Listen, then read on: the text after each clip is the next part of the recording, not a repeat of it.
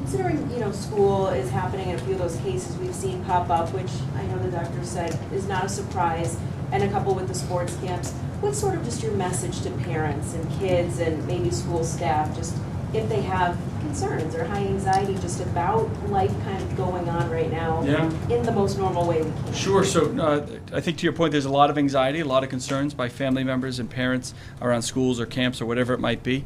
And that's justified, right? We see what happens in other parts of the country when guidance isn't followed or the message isn't there. You can see this virus spread very, very quickly. Commissioner Chivinet has talked about the attack rate, if you will, within a single facility. This is a very aggressive virus and can spread very quickly. So all of those concerns are very valid. And again, individuals have to feel comfortable about the situation they're in. If you or your child or you don't feel comfortable about what your child is doing or the activities, then they should absolutely withdraw from that activity.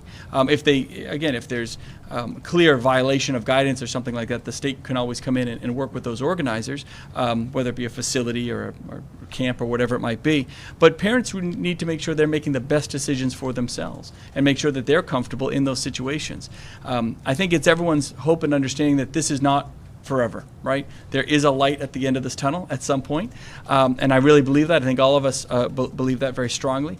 I don't think it's next month, but hopefully either towards the end of the year or as we enter into 2021. So some sacrifices will have to be made. Some traditional extracurricular activities might have to be skipped this year, so to say, if that's the path that those individuals are choosing. I'll say that we feel very comfortable with the guidance that we've put into place. Obviously, for the vast majority of times, the guidance is working in New Hampshire. Look at the results, right?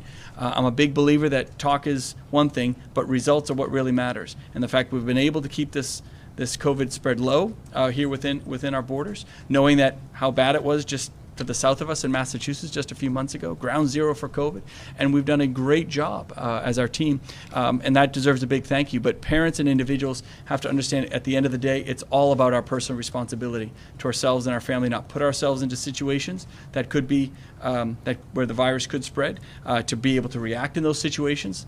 I mean, there could be a situation where you're in a facility, or maybe you're in a restaurant or a bar or whatever it might be, and when you walked in, there's lots of potential for social distancing and all of that, but within a matter of minutes, a bunch of people come in, right?